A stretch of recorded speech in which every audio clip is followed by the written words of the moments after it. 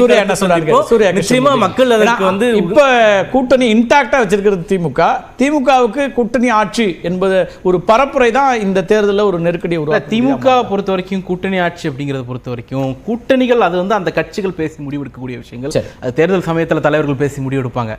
அதை விடுங்க, நான் இப்போ வந்து இந்த கால்குலேஷன்ஸ் பத்தி அண்ணன் ரவீந்திரன் துரைசாமி அவர்களும் அண்ணன் சியாம் அவர்களும் விரிவா பேசிட்டாங்க. நான் வந்து அண்ணன் பாபு முருகவேல் அவர்கள் சொன்ன சில குற்றச்சாட்டுகளுக்கு மட்டும் பதில் சொல்லி நம்பர் 1 வந்து அவர் மிதிவண்டி திட்டம் போற போக்கில் நிறுத்தப்பட்டு விட்டது அப்படின்னு சொன்னாரு.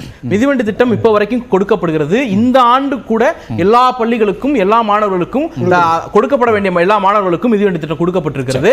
350 கோடி இந்த ஆண்டு பட்ஜெட்ல ஒதுக்கி இருக்கிறோம். போன ஆண்டு 300 கோடி ஒதுக்கி இருக்கிறோம். இன்னும் கூடுதலா சொல்றேன், 2020ஆம் ஆண்டு கொடுக்கப்படாத மிதிவண்டியையும் 2021 ஆட்சிக்கு வந்த பிறகு கொடுத்த அரசு திராவிட முன்னேற்ற கழக அரசு. இது ஒண்ணு.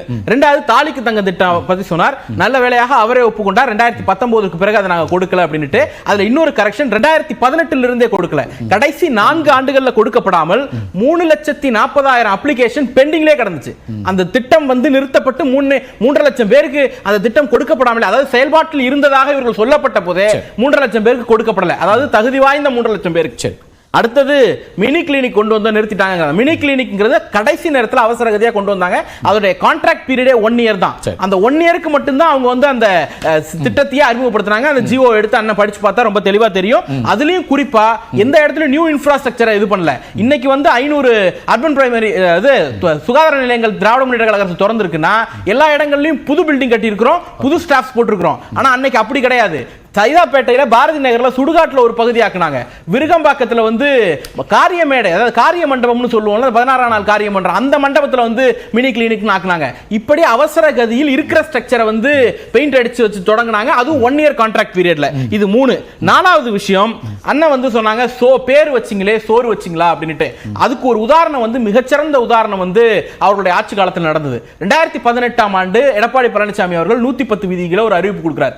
நாங்க தமிழ்நாட்டில் இருக்கக்கூடிய பல்கலைக்கழக உறுப்பு கல்லூரிகளை ஒரு 41 கல்லூரியை வந்து அரசு கல்லூரிகளா தரம் உயர்த்த போறோம் அப்படிங்கிறாரு. 2 ஜிஓ போட்டாங்க 2018லயும் 2020லயும். ஒரு ஜிஓல வந்து 14 கல்லூரிகளும் மிச்சம் இருக்கக்கூடிய 27 கல்லூரிகள் 2020லயும் போட்டாங்க. ஆனால் 2020ல போட்ட ஜிஓ ரொம்ப கிளியரா சொல்லுது, இதற்கான செலவினங்களை அந்த பல்கலைக்கழகமே கொடுக்கணும்.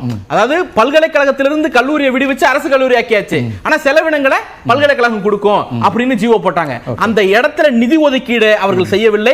நிதி ஒதுக்கீடு செய்தது திராவிட முன்னேற்ற கழக அரசு. இன்னொன்னு குறிப்பிட்டு சொல்றேன், அந்த மாதிரி போகும்பொழுது 2 கேட்டகரி இருக்கும். ஒன்னு university approved course, government approved course.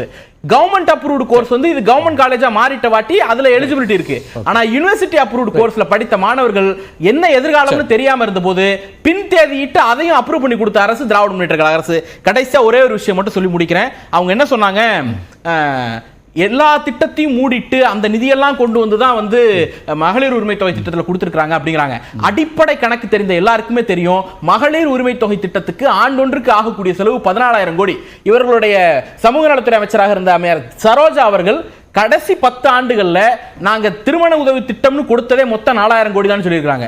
இவங்க தாலிக்கு தங்கம் திட்டம்னு கொடுத்தது 700 கோடி தான் ஆண்டுக்கு. அதோடு ஒப்பிடும் பொழுது 14,000 கோடி எங்க இருக்கு, 700 கோடி 4,000 கோடி எங்க இருக்கு 10 ஆண்டுகள்ல அப்படிங்கறதையும் சேர்த்து பார்க்க வேண்டியது. நிறைவு கருத்தா. எஸ், அந்த பேர் வச்சு சோறு வச்ச மேட்டர் என்னன்னா, இந்த கலைஞர் மருத்துவமனை இப்ப தாக்குதல் நடந்துச்சு இல்லையா நேத்து, அந்த மருத்துவமனையில டீனா இருக்கிறவர் டாக்டர் பார்த்தசாரதி, அவர் பணியை ஓய்வு பெற்று எக்ஸ்டென்ஷன்ல இருக்கிறார். ஒண்ணு. ரெண்டாவது, அந்த மருத்துவமனையில எந்த துறைக்குமே துறை தலைவர் கிடையாது. தாக்கப்பட்டிருந்த மருத்துவர் பாலாஜி கூட அசோசியேட் ப்ரொஃபசர் தான், ஹெச்ஓடி இல்ல. இது போல பேர் வைத்து ஒரு மருத்துவமனையை திறந்திருக்கிற நீங்கள் எந்த துறைக்குமே துறை தலைவரே இல்லாத ஒரு மருத்துவமனையை திறந்திருக்கீங்க. இதுதான் சொல்றோம். பேர் வைக்கணும்னு நினைக்கிறீங்க. அதுதான் நீங்க பேர் வச்சீங்களே, அதுக்கு உண்டான சோறு வச்சீங்களா? இவங்க வந்து இப்ப எல்லாம் பீகார்ல மகாராஷ்டிரால எல்லாம் வந்து கூட்டணி ஆட்சி அழகு பாக்குறோம் அப்படின்னு சொன்னாங்க. நீங்க அழகு பாக்குறது எப்படி தெரியுமா? முதல்ல அவங்க மேல சவாரி பண்ணி அவங்க சத்தையை எடுத்துக்கின்னு அவங்களை அழகு பார்ப்பீங்க. இதுதான் பிஜேபியோட டாக்டிக்ஸே. இருக்கக்கூடிய அங்க மாநிலத்துடைய பிராந்திய கட்சிகளுடைய கூட்டணி அவருடைய சத்தை முதுவாக உறிந்து கொண்டு அங்கே ஒரு பிளவு ஏற்படுத்தி அங்க ஒரு ஆட்சி என்று பண்ணி நாங்க வெளியில இருந்து உங்களுக்கு ஆதரவு கொடுக்குறோம், நீங்க மந்திரி சபை வச்சுக்கோங்க. இதுதான் பிஜேபியோட டாக்டிக்ஸ். அது தமிழ்நாட்டில் சொந்த நடக்காது. அனுபவத்துல இருந்து பேசுறீங்களா? தமிழ்நாட்டில் இல்ல அத இங்க பண்ண முடியாதுன்னு சொல்றேன். அது நான் முடிக்கல. அதுதான் தமிழ்நாட்டில் இங்க உங்களோட கதை ஜம்பம் ஒண்ணும் நடக்காது.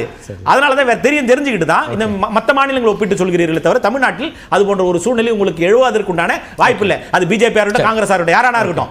இங்க இரண்டு கட்சிகளுக்கு தான் பிரதான கட்சிகளுக்கு வேலை, வேற கட்சிகளுக்கு வேலை கிடையாது. யாரா இருந்தாலும் எங்க கூட தான் நீங்க பயணம் பண்ணணும். இந்த மாதிரி டிவைடிங் டாக்டிக்ஸ் நடக்காது அப்படின்றது உங்களுக்கு நல்லா தெளிவா தெரிஞ்சு போச்சு. இந்த சூழ்நிலை பொறுத்து, இந்த விவாதத்தை பொறுத்தவரையில இந்த களம் அண்ணன் ஷியாம் சொன்னதை போல ஒரு 16 மாதங்களுக்கு முன்பாகவே தேர்தல் களம் சூடு பிடிக்க தொடங்கி விட்டது. அதனாலதான் இது போன்ற வேகங்கள், இந்த கலாய்வு சுற்றுப்பயணம் எல்லாம் 2024 முன்னாடியே போன ரொம்ப சுருக்கமா செய்திக்கான நேரம்.